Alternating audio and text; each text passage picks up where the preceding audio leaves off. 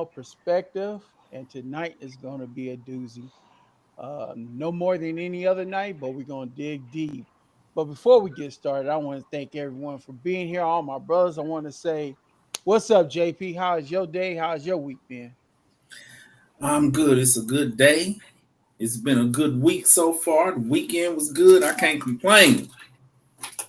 That is fantastic. LV, how are you doing? Oh man, if I had your hand, I'd tie mine behind my back. Oh, you don't want to do that. You don't want to do that. Coleman, come on with Bruh, that melodic voice and tell us how you doing. man, I'm just here for the people. Nah, I'm doing good, bro. Doing good, man. Appreciate you checking on me. Man, I love this time every week where we come together and we talk about different things. And this week will not be like any other week. We're gonna dig deep into our community and our love for the Black church. I hope our listeners had a chance to watch Honk for Jesus because we're gonna tackle several different aspects of that movie and why our people want to walk out of that movie, don't want to, because I also want to tie that into why people are walking out of church. So we're Mm. gonna really dig deep. I want to start us off in that same vein with a good, bad, or ridiculous. And I know most of us saw the video a couple of 2 or 3 weeks ago where there was a pastor in Kansas City that went viral, where he stood before his congregation. Now, mind you, I like to just put this little tad bit out there where there was another lady who told when she was speaking, and I don't want to mention her name, when she said, "Y'all are too poor to be here." But what he said was before his congregation, you cannot forego your McDonald's money to help your pastor. You can't afford to get these fancy things, but I want you to help your pastor. I've been a year in asking you for a Movado watch, and you cannot get me a Movado watch. What is wrong with you? Now, is that good, bad, or ridiculous to assume or pressure your congregation to get you a material item from the pulpit?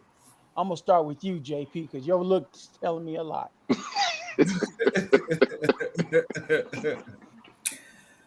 um, I think that's ridiculous.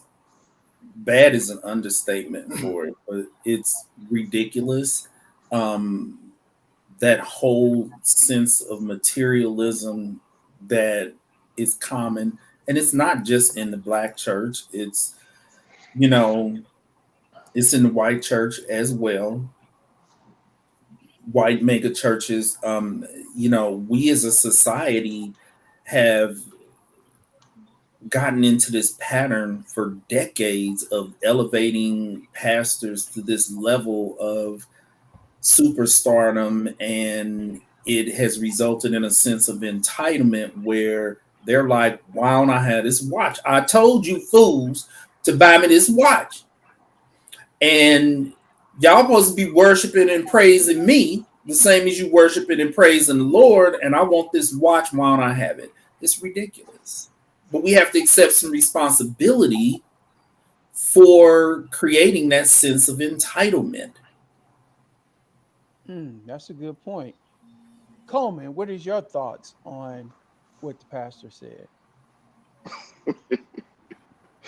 I'm gonna have to agree with JP on this one. It's ridiculous. Um, well, you know what? I'm saying it's a good ridiculous, right? And I'm saying that because I think it comes back to personal accountability and understanding. So I go to Potter's house, and one of the things the bishop always says is he will not pastor an ignorant church. And he also says that he doesn't need money from the congregation because he has business plans. He writes books. I mean, he's very entrepreneurial in spirit, and he encourages that of the congregation. So when we go back to the church and um, it becomes materialistic, it just becomes decision time for me. If I'm in a church where a pastor is saying, if you can't get me this, you don't need to be here. Well, he Mm-hmm. just gave me my invitation to dip.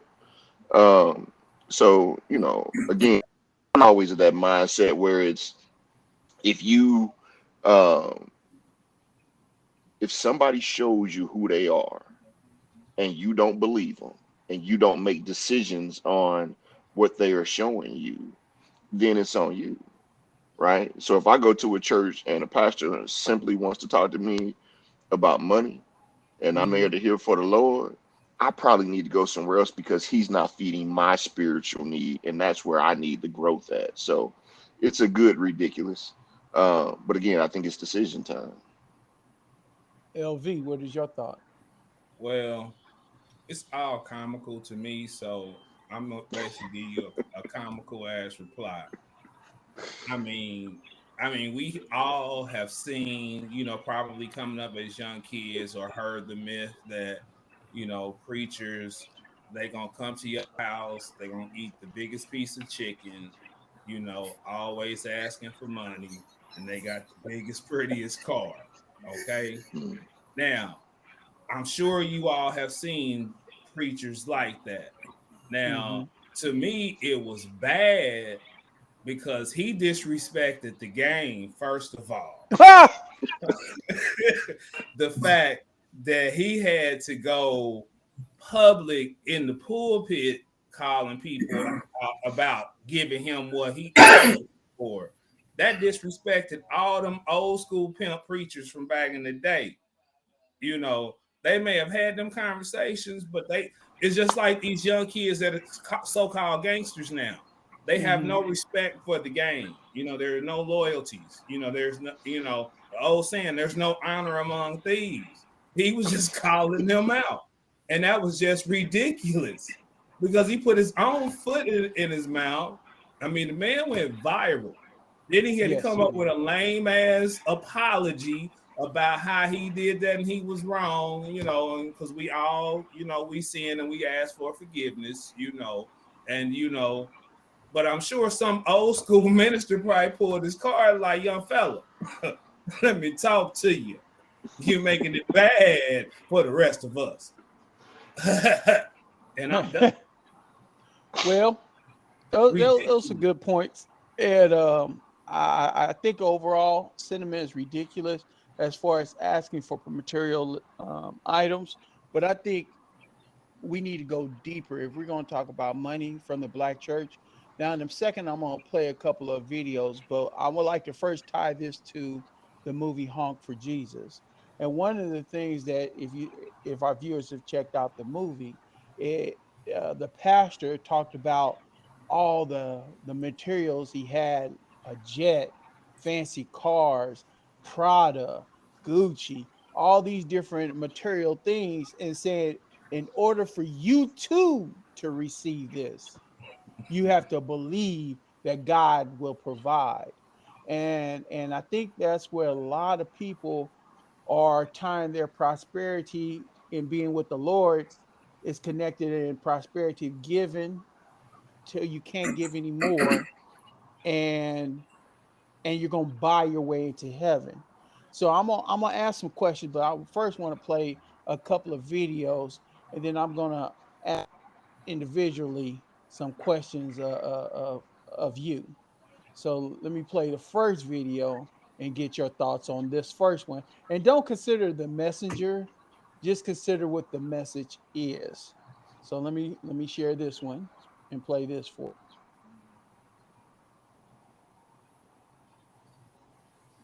But when you put your money in the church bucket, what do you get back? Hope and a future after you die.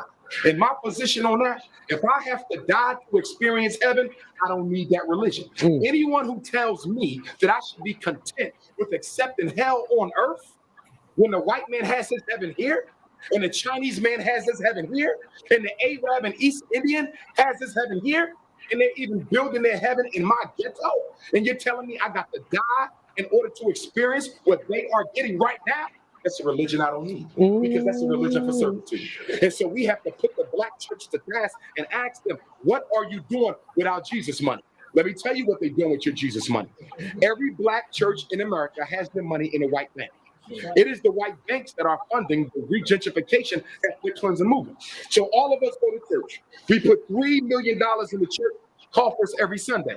$3 million goes to a white bank every Sunday. And guess what they do on Monday?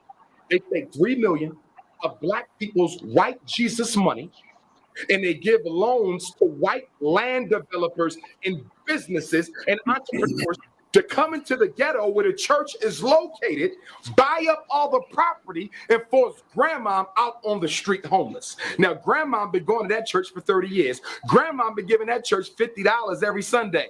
And lo and behold, grandma had to finally face the reality that it was your Jesus money that put your ass on the street.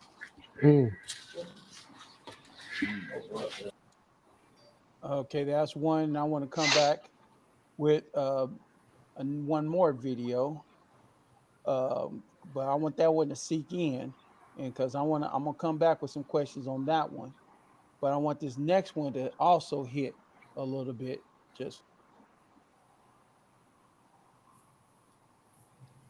God damn it, God don't need your money. I promise he don't. Pastor God called him to preach. So what the fuck I need to pay him something for? God called him. What the fuck I need to pay him to pay? He said this is his calling on his life. Okay, then your gifts will make room for yourself, Pastor. Don't come over here asking us for a motherfucking thing. Let your gifts make room for themselves. You know how to preach. Go out there and preach then, nigga. But we don't pay for the preachers. all right. I can't disagree with what he just said. You shouldn't have to pay for the preacher. So the first question I want to aim towards Coleman, because you mentioned you attend the Potter's house, and Mhm. everybody knows Bishop Jakes, Mhm. and from your attendance there, does he push the initiative of investing in the black community? Does he use those resources that he's receiving through offering and tithing to help others in the community? You know what? I think that's a great question, and that's another one of the things that I really enjoy about the Potter's House. You can look at the ministries. They lay out the ministries. They lay out the ministry that, when hurricanes hit and they delivered water and food. I mean, Bishop is probably one of the most open pastors that you ever gonna see, and saying, "Come look at what we do." You can see the work.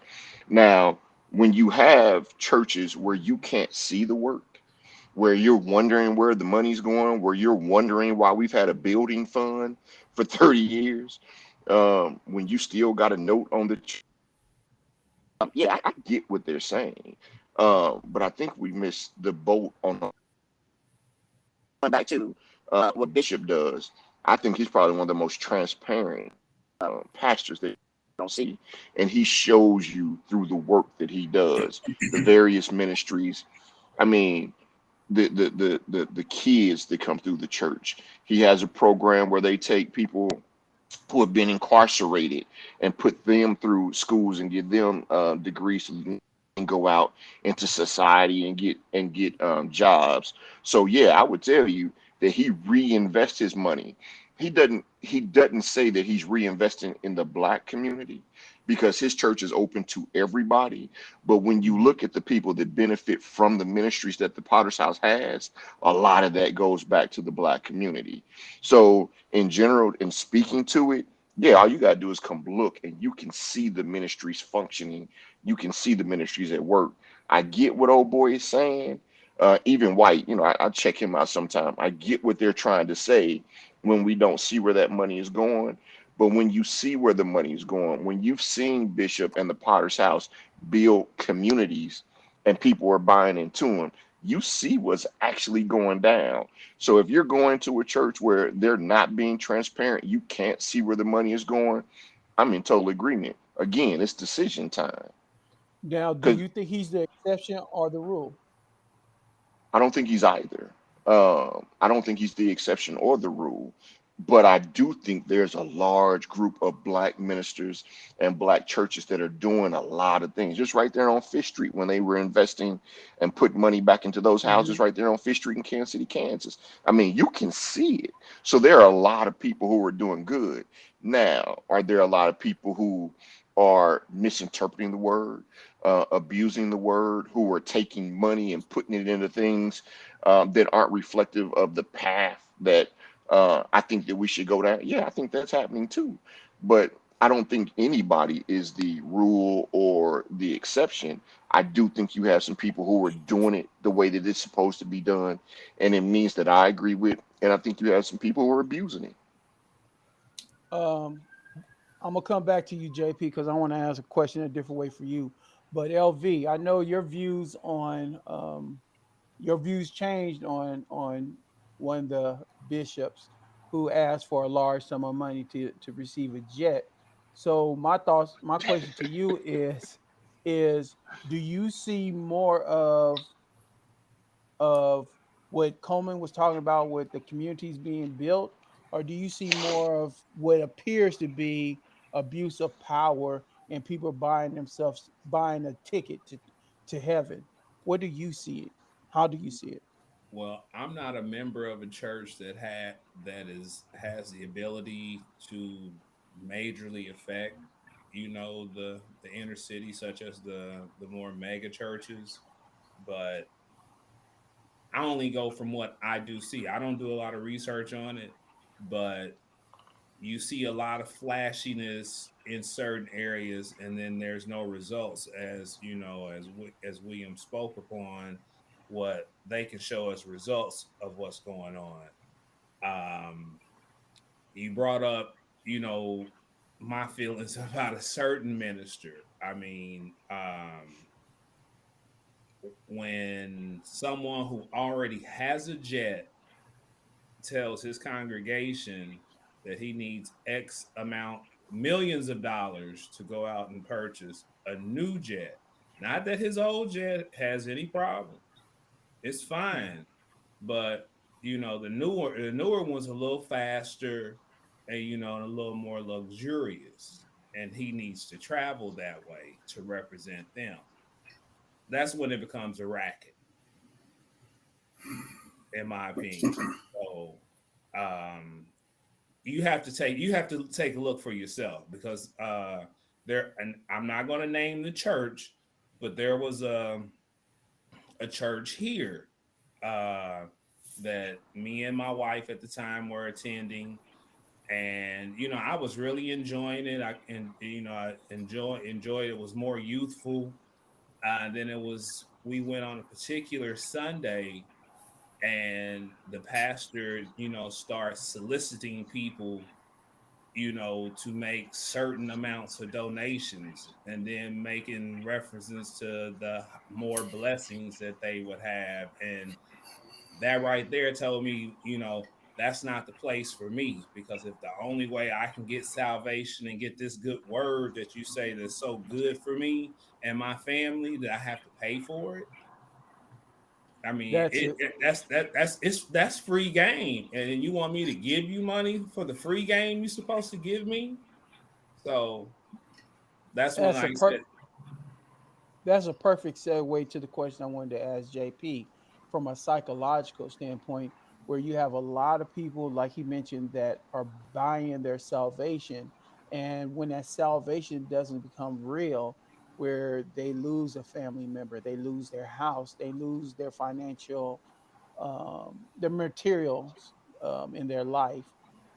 Do you see people come to therapy because they're really troubled with their religious upbringing and their belief system in a higher power, and can't equate why they're not receiving a blessing because they've given all they can financially to the man in the pulpit or the church or however they view it?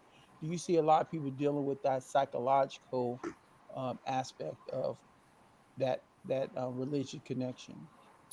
Yeah, feeling basically disheartened that they were told that if they tithe, If they tithe, if they give, that they will receive these blessings, and yet they are still getting evicted. Their utilities are still getting cut off. Actually, I do not see that much in therapy. And here's the reason why: because we as a people will go to any lengths to excuse our black pastors. So yeah, I see people who tithe and give and give and give, but when they experience financial hardships, it's almost like it's blasphemous to speak against that pastor or against the culture of the black church that you give this money. Something to think about is the level of manipulation and mind play that goes into a pastor getting his congregation to give on that level. Because the mind game is not only getting that congregation to give, but it is also silencing them so that they do not protest against it or express any grievances after they have failed to end up wealthy, like the pastor told them that they were going to end up.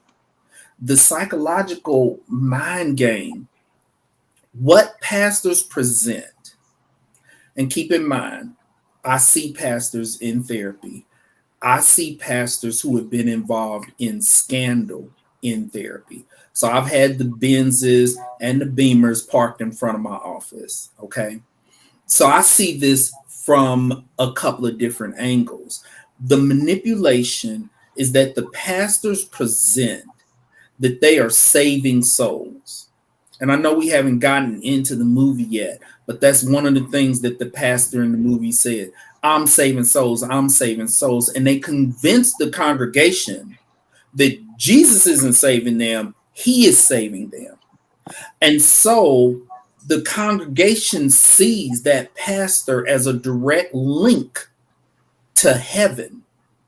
So if that pastor is saying, I'm going to be a better link to helping you get into heaven because I'm saving your soul, but you need to keep me happy. That's where the entitlement comes into play. And people want to make it into heaven. So if the pastor is saying, I'm saving your soul and I'm going to help you get into heaven, but I need to be able to wear designer suits, I need to be able to drive Benzes and Roses and Beamers, I need these things. And what your reward will be is heaven. That's the manipulation. That's the mind game that is played. And when it doesn't turn out that way, because people would think, okay, well, the whole church is not going to end up wealthy. People don't look at it like that. So when they have given and given and given to the point that they are financially struggling, they don't get mad at the pastor. They don't blame the culture of the black church. They feel like, well, my day just hasn't come yet. And so they remain silent and they continue to give.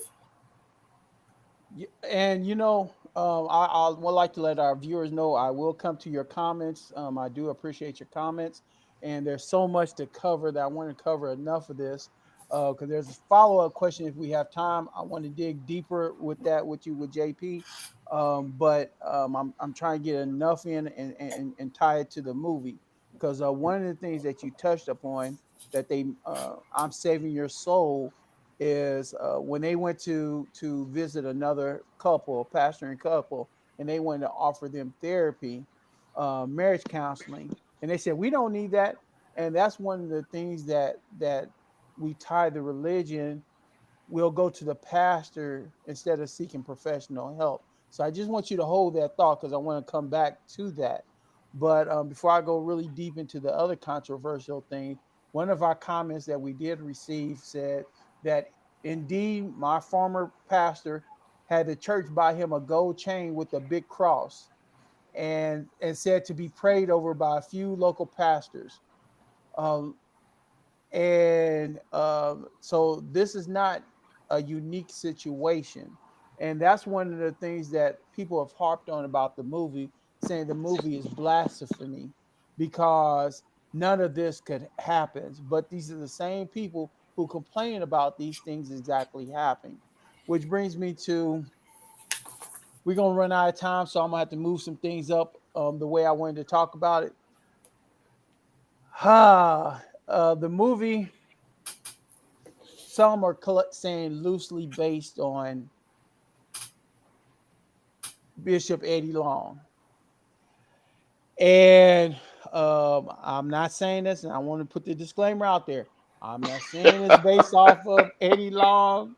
I'm not saying it was written based on him. There's just been people have made the connection. Stop. Now I've said that. Where this pastor stood in the pulpit and pretty much demonized homosexuality, and said, I am praying for you folks to have the demon released. And then he had a scandal that showed up that allegedly he was sleeping with men. Now, I'm not going to just narrow that to homosexuality because there's been pastors who have had adultery relationships. And even though they're married, they have relationships with the ladies of the congregation or the men of the congregation. In some cases, the boys of the congregation. My question to you, Coleman, is do you, I'm trying to word my question because it's going to be controversial, but Okay, just spit that shit out. as as the pastor's the leader of the church who's No, supposed to be the no. best way I can say this is what one of my friends said earlier. Do you look at the pastor being the leader or the boss? Because there is a difference. And with him being the leader, do you see him being a person that leads the flock and lead them to be a better person? Or do you see them being a boss and not being put on a higher pedestal and have the free for all to do what most people consider sin? I think that's the best way I can say That's a very nuanced question, John. it. Um, to be honest with you, I see the pastor as both a leader and a boss. And let me explain that. From the boss perspective, he runs a church, and a church has a financial and economic component to it. He has to be the leader who says, I'm sorry, he has to be the boss who says, how do the lights get paid? How do we address this? How do we add on? How do we increase our ministries? So from that degree, he's the boss because he's directing things and he's the financial leader of that church. He's the leader because he is the spiritual guide of the church as well, right? So he should be helping us develop our understanding of the word. Now, as we've talked about this, the problem that I have is I've never been in a situation where the pastor is saying, pay me, and this is how you're going to get your salvation. When I lived in Kansas City, I went to St. Peter CME, and I've lived in different parts of the country. And so I've attended different types of churches, and I've never been in that type of environment. I've always had pastors say that this payment is a reflection of your gift to God and giving back to the church. Now, give what you can afford to give. I've never given outside of my means, and God has continued to increase my means. But with that increase comes my work. There's Mhm. no way for me to just say, you know what, I'm giving this 10, Jesus. You need to put that back. You need to double it up for your boy. That's not how it works. It works that I have to continuously grow as a man and as a human being, trying to do better. And as I do better, as I develop and mature within myself, within my faith, now I live differently. The way that I live and the way I interact with people increases who I am and what I receive. Now, when you look at religion, then if you step away from that and say you take a book like The Secret, and I'm reading a couple other books that talk about our ability to manifest things through our life and the way that we live, they are all speaking the same language. So this isn't a means, this isn't a point of me being able to buy my way into heaven. This is a point of me saying, how am I living? How am I conducting my life? And as I've matured and improved and changed some of the things that I do, like previously, I said, you know what? I've always loved women. So I've always, dated multiple women, like when I was in school and stuff like that. I was just dead wrong. So now I got to get away from that. And as I get away from that and I mature in my manhood, things change for me. Now the way I interact with people is better, right? Because I don't have to remember all my lies. I don't have to remember what I did to this person, what I said to that person. Now I can just live as humbly as I possibly can, continue to grow, and therefore my life gets better. I've never been in a position again where the pastor as a leader or a boss, because I say they fulfill both roles, has ever come into the church and said, I need a Movado, I need y'all to give. Again, Bishop, when he speaks, Bishop talks about entrepreneurship and all of these different things, and you can see him live those things out, right? So if you have someone who is solely dependent on the church members to support them, I think that's when you get more into um, give to me, and and I'm gonna help you get these blessings. But if you have a church where the pastor is financially independent based on whether he works, based on his entrepreneurship, or whatever it is he's doing, now he's not dependent on my $5, $10 in order for him to get whatever it is he's getting. So I understand the financial component that goes along with that. I've just never had to live through The way I asked my question, I gave you an out, and so I'm gonna. it. And I took it, didn't Yes, you did. So I'm gonna bring it to JP and ask the question this way, because you see, as you mentioned, pastors in therapy, and do you see pastors who are conflicted with being the leader of their church, but Satire. committing adultery Oh, go or ahead. committing Yeah, go ahead. um, sins or things against what they're preaching, like for instance, standing in the pulpit and saying um, homosexuality is wrong, but they're committing that. They say adultery is wrong, but they're committing that. They say you don't rob Peter to pay Paul, but they're in a sense robbing the church. Um, what are they? What pastors are conflicted being the leader, and they have to serve triumph and disaster, if you will. Um, I don't really see pastors as being all that conflicted. Okay. I primarily see pastors as being pretty much unapologetic for the scandals that they have engaged in. And let me explain why. There's three types of scandals within the Black church. There's sex, there's finances, and then there's drugs. Okay. Mhm. Now, when a pastor stands up in his pulpit and preaches against certain things, he is basically telling his congregation what he feels they need to hear or what they want to hear in order to advance his overall goal and his overall mission, which is elevating himself financially, elevating the church. And so when a pastor stands in the pulpit and preaches against homosexuality, that's because he knows that in the Black church, a line is drawn when it comes to homosexuality. In the movie, I initially didn't want to watch the movie because I said this movie is going to be predictable and I'm bored. Okay.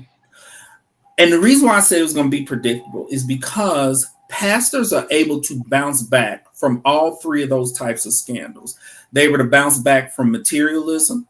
And in the movie, he was blatantly materialistic. The church provided him with his jets and his roses, so they were cool with that. Drugs wasn't an issue, but as a therapist, I have seen drug addicted pastors who can't even wait to get home to start getting high. They are getting high in the car on the way home, fresh out the pulpit. And I have seen pastors who have engaged in sexual scandals, and I have been a member of two churches that had scandals. Okay. So I'm familiar with the pastors that are getting the women pregnant in the church. I'm familiar with the pastors who are getting high. I'm familiar with the pastors that are excessively materialistic. In watching the movie, I was like, this movie's predictable. He's going to be able to bounce back and he's going to end up with wealth, until they revealed that his sex scandal was homosexuality. Black congregations draw the line there. They will forgive their pastor for getting 3, 4 women pregnant in the church. I have seen it as a therapist. I have seen it as a member of a congregation. They'll forgive a pastor for getting high. They will forgive their pastor for being materialistic, but the line is drawn with homosexuality. When pastors are preaching against homosexuality, they know that they are gay or bisexual, but they also know I'm not going to get these people's money if I try to open them up to diversity.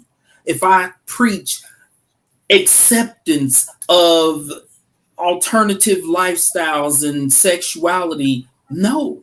So when they come to therapy, usually they are being dragged to therapy by the first lady. They come in unapologetic. They park their expensive car in front of my office. They sit in the lobby as if they are sitting on a throne and high and mighty. And then they come in the office where they let their hair down. They curse worse than any sailor. The first lady's cussing them out, and he's cussing like, and they're unapologetic. It's like, no, I got busted.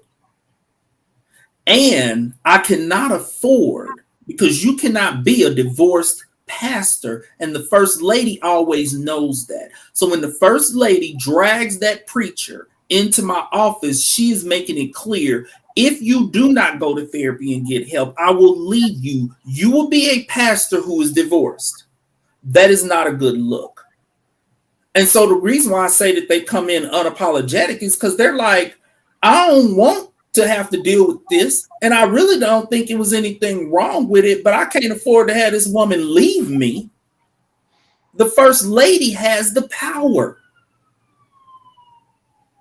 You made a very good point. And LV, before I come to you, because I try to get some things out the way, but I'm come to you. But I want to read a couple of comments from one of our viewers.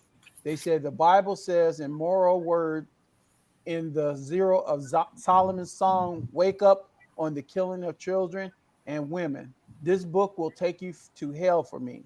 The word of God is not the word of Satan. God does not say immoral words. This gospel is not the word of God in the book of Solomon's Song." And what I'm taking from that is, and the viewer can correct me if I'm wrong, is the pastor, those are words of man and not of God. And so, and that's how I view that. And what we've talked about today are we have scandals in black churches. We have that's it. We have scandals in black churches. So this is why I'm going to ask you, LV. With people, why do you feel people are walking out of this movie saying it's blasphemy and not looking at it as entertainment? So is it actually entertainment, a parody of life, or is it a documentary of what goes on and arts imitating real life? What are your thoughts? I think it's a combination of all of that. Some of them probably have been members of congregations that have had scandals that were similar to what was going on in the movie. Because, like me myself, when I first saw the trailer for the movie, it was a few months ago when I went to see something else, and it didn't divulge into that part. And I was like, okay, all right, he got caught. He's sleeping with a couple of sisters that's sitting on the front row in the short skirts. This is gonna be funny. And I said to the person I was with, I was like, the church people ain't gonna be happy about this. You don't make a mockery of God. Mm-hmm. And I just left it at that. And then when I actually watched the movie, how it was going. I'm like, okay, I'm kind of like what JP was saying. Okay, yeah, he gonna bounce back. You know, he got the silver tongue. He up there. He's sharp. He got that pizzazz to pull him in. First lady working with him, co-pilot and everything.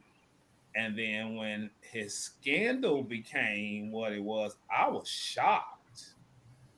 I had no clue that they were willing to expose that part of what goes on in some churches. So I was just like, wow. Uh, so maybe people got offended because they are familiar with situations like that, and it's considered a black cloud on the church. That's one of them things. They try to sweep those kind of things up under the rug, as he stated before. Hey, pastor can go out there and he can have a couple illegitimate children. He might snort a line or two, hit the crack pipe, you know, but all that can be, hey, he is a man. We all sin, no sin greater than the other. He asked the Lord for forgiveness. He's dutiful again what he needs to do. He ain't gonna go astray, and they cool with that. But when it crosses that other line, oh, they just like he paid the people off. But I'm gonna leave it at that because I don't want to go into that movie. John, it's very interesting as we talk about this because we're talking about it from the angle of the black church, but this is really a microcosm of society. True. You look at how many politicians have we seen that are getting elected, being pro-life and against Oh yeah. homosexuality, and we Yeah. find out they're in these gay relationships. How many times do we see money stolen?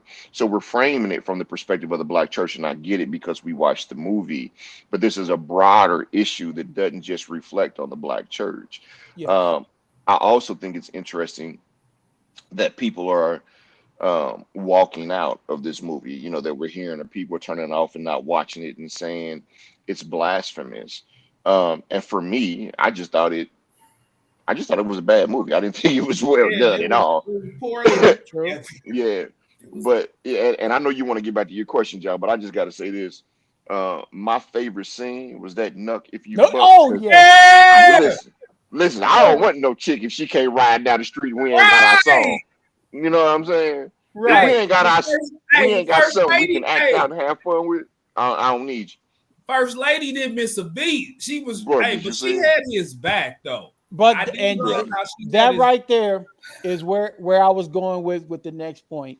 And I'm glad Comey, you helped me with my segue because we've talked about the pastor, we've talked about the church, but what we didn't dive into is how much pressure was on this first lady, because Yeah, this first lady had to carry the weight of the world because she had to. And I'm trying not. I'm hoping people seen the movie, so I'm really trying to dance around of it because I want people to see it, even though it may be bad in my opinion. I want people to get something out of it.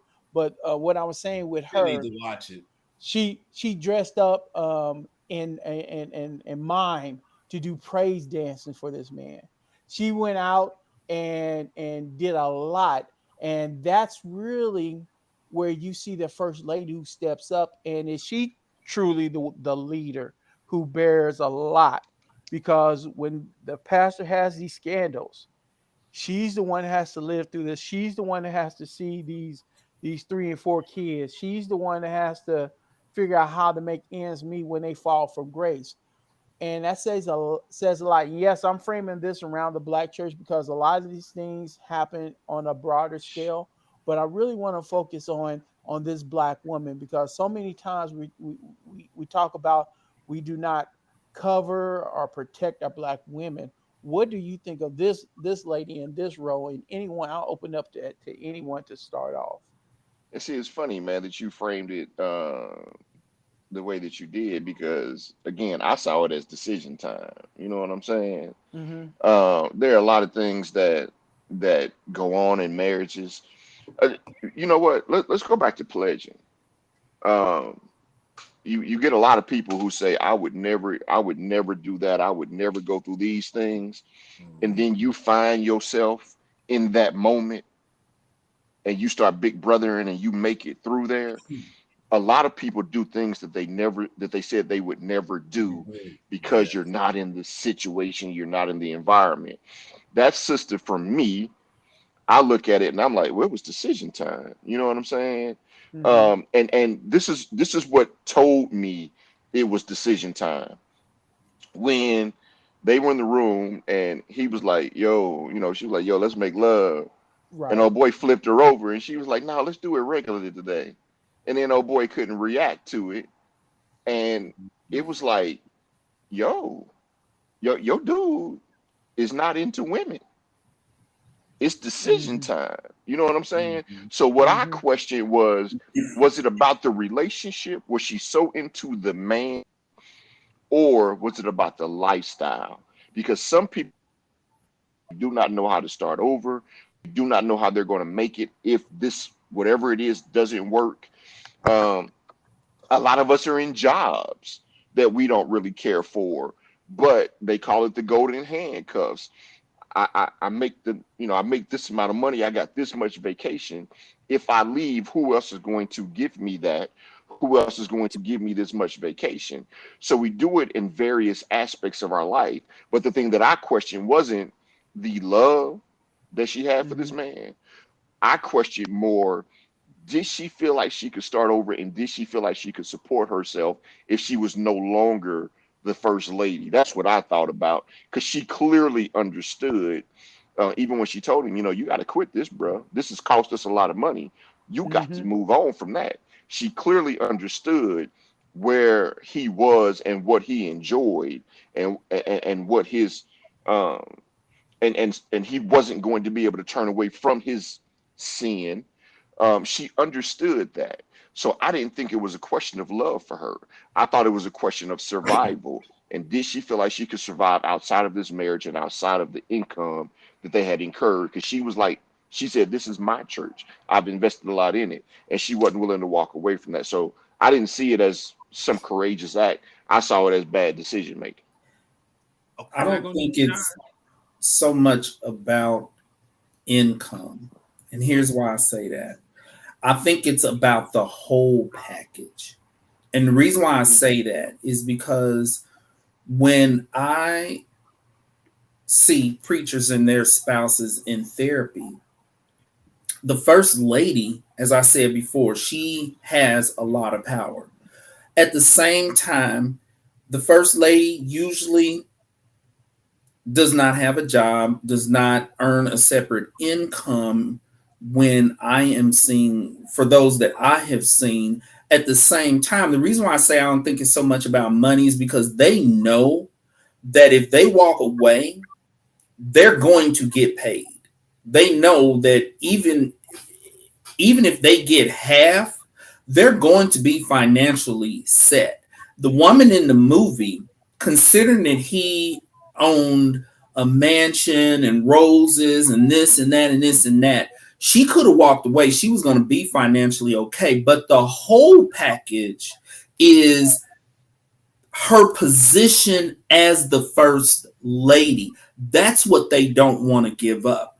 They don't want to deal with being a divorced first lady. They don't want to give up the power and the prestige that comes along with being the first lady.